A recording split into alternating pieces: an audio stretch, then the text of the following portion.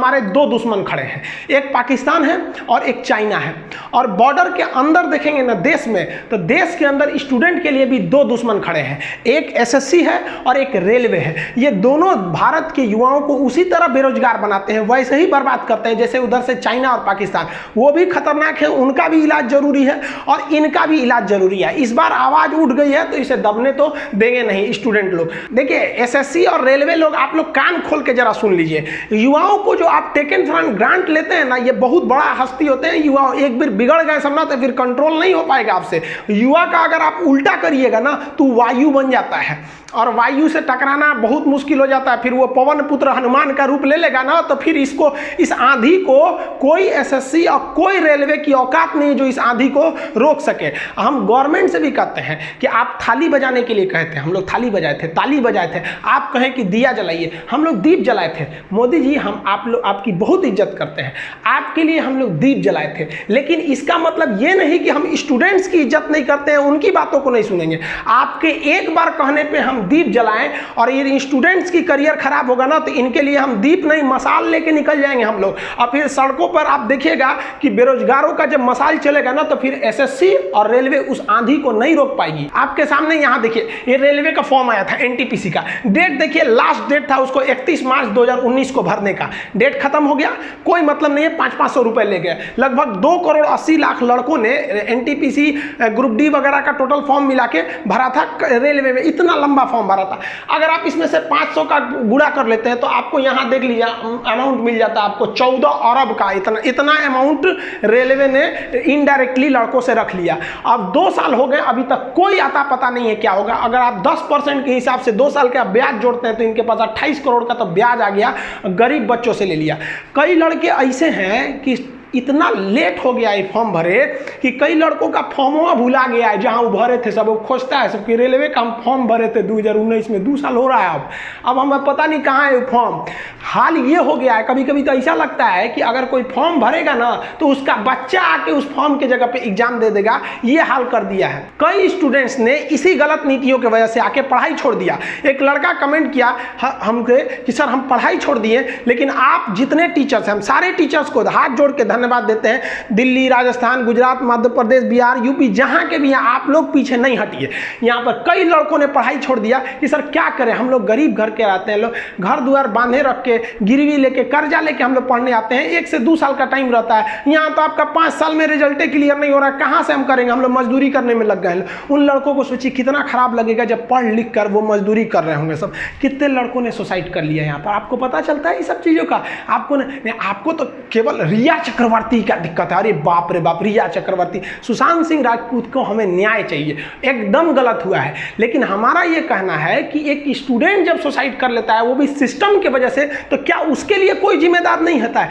एक लड़का कह रहा है सर हम सुसाइड करने जा रहे हैं, हम नोट्स में लिखेंगे कि हमारी मौत का जिम्मेदार एसएससी और रेलवे होगा। उसको तो आदमी समझाया कि भाई काहे कर रहा है, हम लोग मुहिम चालू कर दिए और आप स्टूडेंट सबसे कहना चाहते हैं आप भरोसा कीजिए, हम आपको न्याय दिला के रहेंगे। केवल हम नहीं, हिंदुस्तान का सारा टीचर इस बार उखड़ गया है, स्टूडेंट भी। और ट्विटर पे दिखा दिया था, इसका हम लोग को नतीजा भी देखने को मिला। उसने कहा कि हम 1 महीने में आपका रिजल्ट देंगे। लेकिन ये लॉलीपॉप है, आप बहकावे में मत आइएगा। ये एसएससी उतना ही खतरनाक है जितना चाइना है। बोलता कुछ और है, करता कुछ और है। आपको अगर 1 रुपया का फायदा देगा तो 1 लाख का घाटा देगा। चुप नहीं होइएगा आप लोग। ये आप लोग का ये सब का बदला लेना है। आने वाली पीढ़ियों के लिए हमें एक अच्छा भविष्य देना है। उनको पता चल सके कि जॉब कब आएगा, कब एग्जाम होगा। आपको पता है कितनी लड़कियां जो होती हैं पढ़ाई छोड़ देते हैं। गार्जियन कहते हैं क्या करेंगे बबनी, तो हम पैसा दे के पढ़ाएंगे, कब जॉब होगा, कब नहीं होगा, हम क्या करें। फिर इन्हें शादियों ब्याह का खर्चा। कितनी लड़कियां बेचारी सब, उन लोग को उनका सपना रास्ते में रह जाता। आप ससुराल में बैठ के रोटी बेल रही हैं सब। उनके खराब भविष्य के लिए जिम्मेदार कौन है? कौन जिम्मेदारी लेगा उसके लिए? आप देखे होंगे कितने गरीबी से लड़के पढ़ने आते हैं, उनका घर टूट रहा होता है, घर पे छत नहीं होती है, पलानी में रहते हैं लोग, इस सपने में कि बबुआ का नौकरी हो जाएगा। बबुआ का जब नौकरी हो जाएगा ना तो सब दुख दूर हो जाएगा, खानदान का नाम रोशन करेगा। अरे गला घोंट रहे हैं सब ये एसएससी और रेलवे वाले आपके खानदान का, बच्चों का भविष्य बर्बाद कर देते हैं सब वहाँ पर। एक किसान का बेटा जब पढ़ता है ना तो उसका जो पैसा आता है ना, उसका बाप कैसे उगाता है, जितना दूर तक बैल चलता है ना, उस बैल के साथ साथ वहाँ किसान भी चलता है। आपको यहाँ बैल 2 ही दिख रहे होंगे, लेकिन 4 आदमी यहाँ मेहनत कर रहा है। यहाँ पर इसकी मेहनत की कमाई का नतीजा तुम फॉर्म भरा के रख लेते हो, एग्जाम नहीं ले सकते हो। कितने ऐसे लड़के हैं जो हमको बोलते हैं कि सर मम्मी का बीमारी है, कुछ ऑपरेशन कराना है, मम्मी अपना पैसा हमको भेज देती है कि जाओ बाबू पढ़ लो, नौकरिया हो जाएगा ना तो हम ऑपरेशन करा लेंगे। सोचिए इसके लिए जिम्मेदार को माफ नहीं करेगा रेलवे एसएससी। अगर भगवान भी देखता होगा ना तो नरक में स्पेशल कोटा दे के तुम लोग को थूरेगा, जो इस अत्याचार कर रहे हो हिंदुस्तान के लोगों के साथ। अरे इतने जालिम तो साले अंग्रेज भी नहीं थे सब, जितना ये रेलवे एसएससी वाले हो गए सब। टीचरों ने जब इसका आवाज उठाया, स्टूडेंट ने आवाज उठाया, तो गजब गजब कमेंट आ रहा है। कमेंट क्या आ रहा है कि भाई साहब जनसंख्या जिम्मेदार है, तो जनसंख्या जिम्मेदार है तो जनसंख्या हम कंट्रोल करेंगे।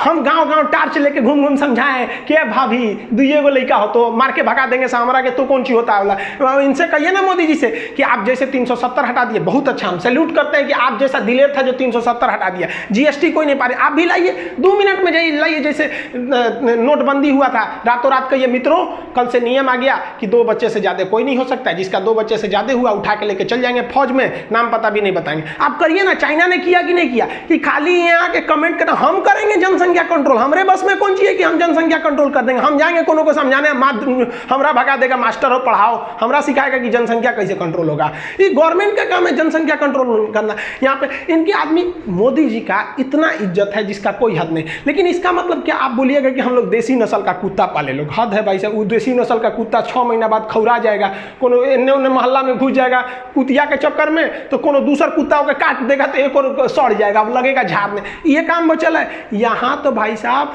ऐसे ऐसे गरीब लड़के बैठे हैं कि जिनके दादा दादी के लिए बुढ़ापा में दवाई का पैसा नहीं है, वो कौन सी कुत्ता पालेगा। हम भगवान से भी कहते हैं भगवान मौत को ना जल्दी भेजा कर गरीब के घर में, बेचारे के कफन का पैसा खर्च हो जाता है दवाइयाँ खरीदते खरीदते। किसको आदमी बोलेगा यहाँ पर? ये बोलते हैं, ये बोलने रहते ना ये राहुल गांधी कि देसी नस्ल का कुत्ता पालिए, तो अभी तक लोग इनको कुत्ता बना दिया रहता लोग यहाँ पर। लेकिन आपकी कितनी इज्जत करते हैं लोग। हम लोग आपका प्रेम से विरोध कर रहे हैं, हम आपका विरोध थोड़े कर रहे हैं। हम लोग रेलवे और एसएससी का विरोध कर रहे हैं। आप किससे कहेंगे? लोग कह रहे हैं लोग कि 70 साल से तुमको नौकरी मिल गया था। ठीक है भैया, हम गलत हैं, ठीक है मानते हैं। मोदी जी आप ऐसे ही एक बार हाथ उठा के ना भाषण दे दीजिएगा कि हम ऐसे प्रधानमंत्री हैं जिन्होंने सबसे ज़्यादा रोजगार दिया। अब फिर देखिएगा वीडियो पे कमेंट ऑफ मत कीजिएगा, क्योंकि इनको भी पता है कि रोजगार में कमी आई है। तो ये हम लोग किससे मांगेंगे? 6 साल से गवर्नमेंट इनकी है तो हम किससे मांगेंगे? हम तो रेलवे और एसएससी को जिम्मेदार कर रहे हैं। लेकिन ये जिम्मेदारी ठीक कौन करेगा? नेहरू से जाके बोले कि उनको उठाएं, अस्थियां निकाल के कि उठिए ठीक कीजिए। अब भाई जो है उसी को नाम बोलेंगे लोग। लेकिन हम लोग को पगला जाते हैं लोग। न्यूज चैनल खोलो तो एगो में मौलाना बैठल रहेगा। ये कौन सा न्यूज वाला?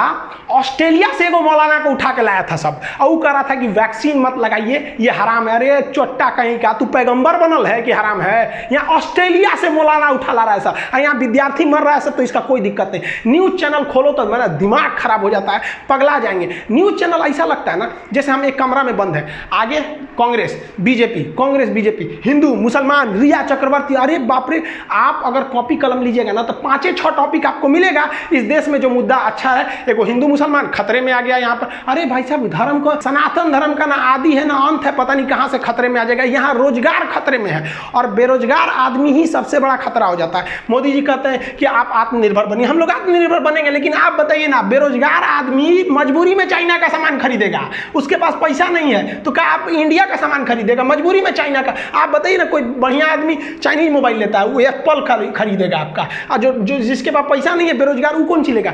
चाइनीज मोबाइल लेगा। तो मजबूरी में हम लोग को मजबूर किया जा रहा है कि आप चाइना का लीजिए। रोजगार नहीं मिलेगा तो क्या करेंगे? एक तो न्यूज आया, सुन के तो हमारा दिमाग अजीब हो गया भाई साहब। एक से एक विचित्र प्राणी है।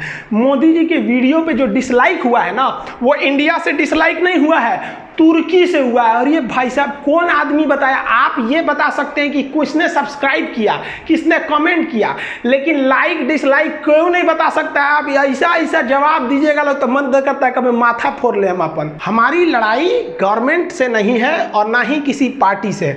हम बस मोदी जी आपसे कह रहे हैं कि इन दोनों को सुधार दीजिए। ये सब जो है सब ना रेलवे एसएससी पाकिस्तान और चाइना का रूप ले लिया है सब, आप सुधार दीजिए। जिस तरह आप कह रहे थे ना कि हाँ मैं भी चौकीदार। आज हर स्टूडेंट, हर टीचर क्या कह रहा है कि हाँ मैं भी बेरोजगार। और आप लोग इसको लगाइए और तब तक लगाइए जब तक ये दोनों सुधर नहीं जाते हैं, रेलवे, एसएससी। हाँ मैं भी बेरोजगार। हर एक टीचर, इस टीचरों ने जो मुहिम शुरू किया है, हम सारे टीचरों को धन्यवाद देते हैं कि आप लोगों ने स्टूडेंट और स्टूडेंट्स को भी कि आप लोग साथ में खड़े रहे, वरना हम लोग तो अकेले पड़ जाते। आप जितने स्टूडेंट है सब लोग लगाइए हाँ मैं भी बेरोजगार। तब तक लगाइए जब तक रोजगार नहीं मिल जाता है, क्योंकि रोजगार पाना आपका अधिकार है। और याद रखिएगा, कान खोलकर, अधिकार कभी मांगने से नहीं मिलता है, छीनना पड़ता है। चाहे वो आजादी की लड़ाई हो, छीन के लिए थे, चाहे वो रोजगार हो, छीन के लेंगे। कैसे नहीं देंगे ये एसएससी और रेलवे। और हम हाथी घोड़ा नहीं मांग रहे हैं कुछ, हम लोग का बस दुइये ठो मांगे पूरे स्टूडेंट और पूरे टीचर्स का, कि भाई एक एग्जाम को लेकर, एग्जाम आप टाइमली कराइए कि कब एग्जाम लेंगे। जिस तरह से मैट्रिक का एग्जाम होता है, इंटर का होता है ना, पूरी दुनिया को पता है कि फरवरी मार्च तक में एग्जाम हो जाता है, मई जून में रिजल्ट आ जाता है। लेकिन इन दोनों का नहीं पता है कि रेलवे एसएससी कब एग्जाम लेंगे, कब रिजल्ट देंगे।